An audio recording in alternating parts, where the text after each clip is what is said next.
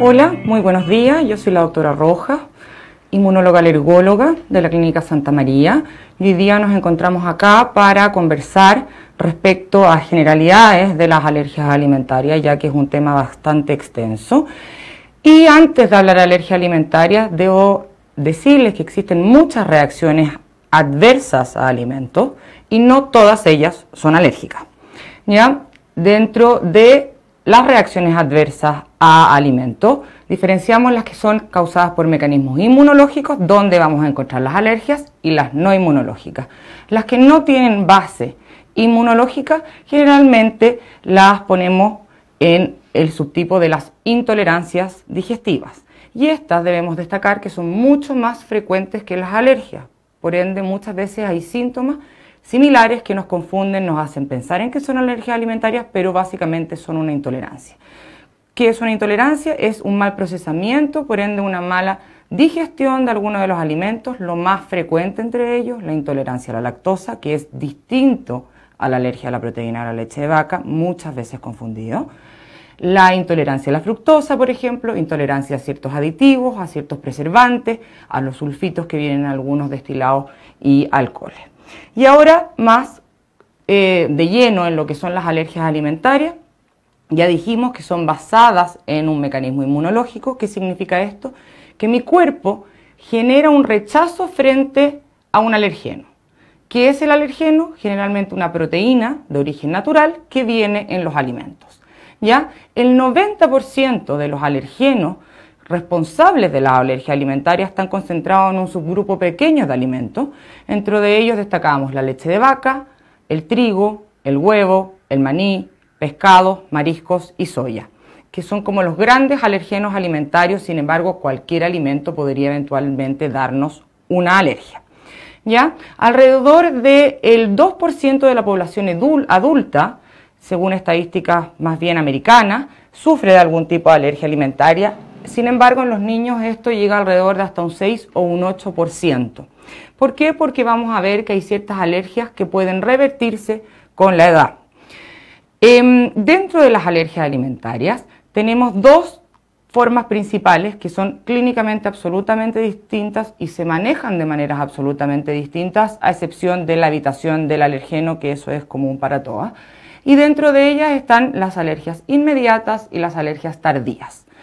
Las alergias inmediatas principalmente se caracterizan porque hay un anticuerpo que se llama IgE contra esta proteína o alergeno y tienen una clínica que se presenta más o menos a los 15, 20, máximo una hora desde el consumo del alimento. ¿Qué es lo que ocurre? El paciente consume el alimento, ya sea por primera vez le da alergia, ya sea porque hay una contaminación, ya sea por un descuido y comienza más o menos alrededor, ya dijimos, de los 15 minutos a sufrir los síntomas. ¿Qué síntomas son? De variados tipos, pudiendo ser inicialmente lo que se llama el angioedema, que es una tumefacción, es decir, que se engruesa y se llena de agua alguna localización principalmente facial, con bastante deformación clínica y uno llega a alarmarse, donde por ejemplo se infla el labio, el ojo, la oreja, pudiendo llegar a inflamación de la lengua o ya la tráquea y úvula, que es de características bastante más graves porque pueden dar compromiso a nivel respiratorio. Otro de los signos importantes de la alergia inmediata son el rash urticarial. ¿Qué es el rash urticarial? Son estas lesiones grandes de tipo mapa que aparecen en todo el cuerpo y se van extendiendo a medida que va aumentando la reacción alérgica y el paciente se pone rojo y además luego se inflama con el angioedema. Las alergias alimentarias inmediatas pueden quedar solo en una urticaria, solo en un angioedema, pero pueden evolucionar a la forma más grave, lo cual es impredecible, que es el shock anafiláctico. El shock anafiláctico, lo que ocurre es que se liberan de manera masiva los mediadores que desencadenan la alergia y ocurre una hipotensión, es decir, una bajada brusca de la presión, por ende hay un colapso cardiovascular y el paciente entra en riesgo vital. Esto es de urgencia y el paciente debe llevarse a un servicio de urgencia de manera inmediata, dado que la única solución es la administración de adrenalina o epinefrina para restituir el colapso cardiovascular y aumentar en el fondo el flujo de aire a la vía aérea. Ya, eso con respecto a las alergias alimentarias inmediatas. Luego están las alergias alimentarias tardías, que tienen clínicamente manifestaciones muy diferentes. Ya las alergias alimentarias tardías principalmente se dan en niños pequeños entre las 2 y 8 semanas de vida, donde el alergeno y la más clásica o característica es la alergia a la proteína de la leche de vaca. Y lo que ocurre es principalmente síntomas gastrointestinales donde ocurre flatulencia, distensión abdominal, cólicos importantes, intensos, no comunes para la edad del niño, asociados generalmente a cambios en la consistencia de las deposiciones. Ya puede ser una constipación o estitiquia extrema o diarreas intensas que pueden incluso llevar a un atraso en la curva de crecimiento por desnutrición. Dentro de las otras manifestaciones, importante, cacas con mocos persistentes, que tengan estas deposiciones a veces estrías de sangre, ¿ya? O incluso sangre fresca en las deposiciones. Estas son manifestaciones de alergias tardías, de lo que se denomina las gastroenteritis alérgicas o las proctocolitis alérgicas, habiendo una distinción a nivel de qué parte del tracto gastrointestinal ocurren los diferentes subtipos. ¿Cómo estudiamos las alergias alimentarias? Primero que nada, el diagnóstico es clínico, o sea, el paciente hay que diferenciar si tiene comportamiento clínico de lo que sospechamos una alergia y luego de eso ver qué repercusiones clínicas tiene, además de encasillarla en alguno de los diagnósticos, ya sea alergias inmediatas o alergias tardías. Para las alergias inmediatas ocupamos pruebas cutáneas y lo que se llaman las IgE específicas en sangre para el diagnóstico, y para las alergias tardías nos sirven los test de parche, las curvas pondoestaturales de seguimiento, las biopsias eventuales a través de colonoscopía o endoscopía y ya mencionamos los test de parche, las hemorragias ocultas en deposiciones que nos pueden también ayudar a detectar que hubiera inflamación intestinal oculta. ¿Cuál es el tratamiento? La eliminación del alergeno. Y según lo que considere el gastroenterólogo o el inmunólogo tratante, luego se pueden ir haciendo pruebas de reintroducción oral para ver si se genera una tolerancia en el tiempo. No todas las alergias alimentarias tienen una solución ni se resuelven, especialmente las mediadas de manera inmediata, que generalmente los pacientes quedan crónicamente sin consumir este tipo de alimentos, pero sin embargo un alto porcentaje de las alergias alimentarias tardías que afectan a los niños pequeños suelen resolverse alrededor de los 2 años y nosotros mediante reintroducciones paulatinas y sucesivas podemos generar lo que se denomina la tolerancia, es decir, que el paciente revierta esta alergia y logre tolerar nuevamente el alimento. Ahora vamos a contestar algunas de las preguntas que nos han hecho los seguidores, entre ellas, por ejemplo, Adriana nos pregunta cuál es la diferencia entre alergias e intolerancia alimentaria.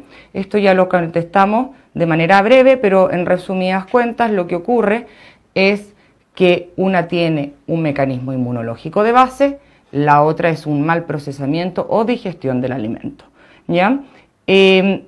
La clínica puede ser variable, sin embargo, las intolerancias no cursan con lesiones cutáneas ni con riesgo de shock anafiláctico.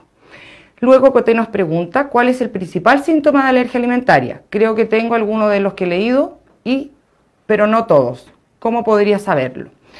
Ya dijimos que hay variables síntomas de alergia dependiendo del tipo de alergia que sea, inmediata o tardía, y hay que encasillarlo como un síndrome en el fondo, juntar los síntomas y signos que tiene el paciente y a eso se asocia a exámenes diagnósticos, por lo que deberías consultar para tener una respuesta más clara y definitiva. María Luisa dice, ¿hay algún examen para saber si mi guagua tiene alergia alimentaria y desde qué mes debo asistir a la consulta? El estudio de las alergias alimentarias siempre es retrospectivo, o sea, yo no puedo predecir a futuro la alergia de un paciente o de una persona. porque eventualmente igual la puede presentar a los 60 años de vida y no hay nadie que pueda definirlo o en el fondo predeterminarlo. Solo frente a síntomas clínicos se hace estudio y el estudio puede hacerse desde las primeras semanas de vida dependiendo de la severidad o de la intensidad de los síntomas y si se requiere principalmente, dado que hay veces que la sospecha clínica es evidente. ¿Qué exámenes? Pruebas cutáneas y pueden ser desde recién nacidos en adelante. Manuel pregunta, ¿qué debo hacer si veo a alguien tener una reacción grave por alergia alimentaria? Me parece una muy buena pregunta porque la reacción grave, como dijimos, corresponde al shock anafiláctico, este paciente que se inflama de manera brusca, se llena de ronchas, a veces se le inflama el labio, los ojos y sufre de una sensación de falta de aire y desmayo por el colapso cardiovascular. Lo que hay que hacer en ese minuto es poner al paciente, si ya está en un colapso cardiovascular claro, hacer una reanimación cardiopulmonar, es decir, masaje cardíaco, pero lo más importante, llevarlo al servicio de urgencia más cercano, ojalá con piernas de lado para llevar el mayor flujo sanguíneo posible a nivel cerebral y cardíaco, pero esto para recibir la inyección de adrenalina que a la larga es lo que va a salvarle la vida al paciente. Por otro lado, destacar que los pacientes que tienen ya el diagnóstico de una alergia alimentaria inmediata deben portar su adrenalina de manera crónica y permanente, porque es lo único que nos alarga o mejora el pronóstico sobre vida frente a una reacción severa. Berta dice, ¿hay algún remedio que le bloquee por cierta cantidad de tiempo el efecto del alimento que me da la alergia para así poder comerlo? No, eso no existe. Existe para las intolerancias algunas enzimas que ayudan a la digestión de esto. Por ejemplo, los intolerantes a la lactosa pueden aumentar la digestión de la lactosa mediante algunos fármacos que se consumen previo al consumo de lácteos. Pero para las alergias la única indicación es la eliminación absoluta del alergeno. No hay cómo contrarrestarlo. Verónica pregunta, ¿las alergias alimentarias se pueden heredar? No se hereda la alergia propiamente tal, es decir, si mi mamá es alérgica al maní, yo no tengo por qué ser alérgica al maní ni una herencia en eso. Lo que se hereda es el riesgo alérgico, pero puede ser mi mamá al maní, mi hermana a la penicilina, yo a los pólenes, mi papá al gato. Se hereda el riesgo alérgico global, que es lo que se llama el riesgo atópico, no el riesgo puntual de alergia alimentaria. Daniela dice, ¿a qué síntomas debemos estar atentos? Creo que esto ya lo dijimos, pero en el caso de las inmediatas, lesiones cutáneas, angioedema, shock anafiláctico. Y en el caso de las tardías, problemas gastrointestinales persistentes, cólicos, distensión, cambios en las deposiciones, sangre en las deposiciones. Isamar pregunta, ¿cuáles son las alergias más frecuentes en los niños? Los alergenos más frecuentes en niños sobre todo, leche, huevo, maní, soya. Y luego trigo, pescados y mariscos, que son los alergenos principales. ¿Qué recomendación se le da a los papás que tienen hijos alérgicos? Primero que nada, la educación, sobre todo del entorno, de que el alérgico no puede comer nada. O sea, hay que educar a los abuelos, al colegio, de que no pueden darle el alimento que en el fondo en estricto rigor le está causando daño. Por otro lado, si es que hay alimentos con reacciones cruzadas, es decir, por ejemplo, la gente que tiene alergia a los camarones puede tener alergia también a la jaiba y al resto de los crustáceos. Eso es un estudio que debe ahondarse y también educar. Y lo otro, siempre el riesgo de la contaminación cruzada, ya que la manipulación sea mal hecha, que el mismo cuchillo cortó distintos alimentos y dentro de ellos pasó a llevar uno de los alimentos alergenos, eso igual puede desencadenar una reacción severa, el mal lavado de ollas, el mal manejo de los utensilios domésticos. Marco pregunta, ¿es cierto que la alergia al pescado y los mariscos se presenta en edades avanzadas? Generalmente sí, pero porque es un tipo de alimento que se consume en edades más avanzadas, pero no significa que no lo aprueben presentar los niños. Y puede ser desde cualquier edad de la vida. Daniela dice, ¿la lactancia materna es un factor de protección para los niños? Efectivamente, la lactancia materna es un factor de protección, no puntualmente para las alergias, sino que para todas las cosas de riesgo inmunológico, dado que permite una homeostasis mucho más equilibrada, tanto a nivel gastrointestinal, con la secreción de las proteínas intestinales, etc. Rodrigo dice, ¿qué se debe hacer ante una ingesta accidental de algún alimento prohibido? y según el tipo de reacción que tenga el paciente, si es una reacción inmediata, acudir al servicio de urgencia para ver los síntomas que pudiera desarrollar, y si es una alergia tardía, según la severidad, básicamente esperar que se resuelvan los síntomas. Hidratar al paciente si es que tiene diarrea o vómitos secundarios. Ante ONEADICES, a veces después de comer me pican las palmas de las manos y los pies. ¿Puede ser indicio de una alergia alimentaria? La respuesta es sí, puede ser el indicio de un inicio de una urticaria. El tema es que hay que relacionarlo con causa-efecto de los alimentos que siempre te están produciendo eso, los cuales pueden ser puestos frente a una prueba cutánea para definir si hay una sensibilización, es decir, hay anticuerpos como estos. Y luego Astrid pregunta, ¿es cierto que las alergias alimentarias han aumentado últimamente y a qué se debe? Efectivamente, no solo las alergias alimentarias, todas las alergias han aumentado en el último tiempo y en las últimas décadas.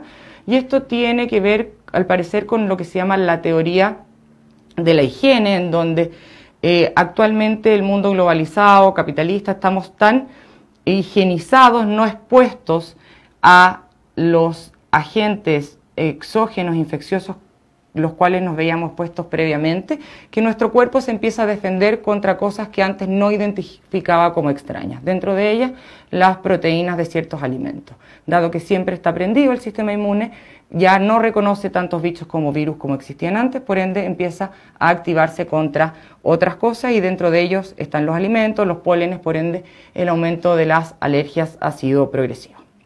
Bueno, espero les haya servido en algo y les agradezco su atención. Muchas gracias.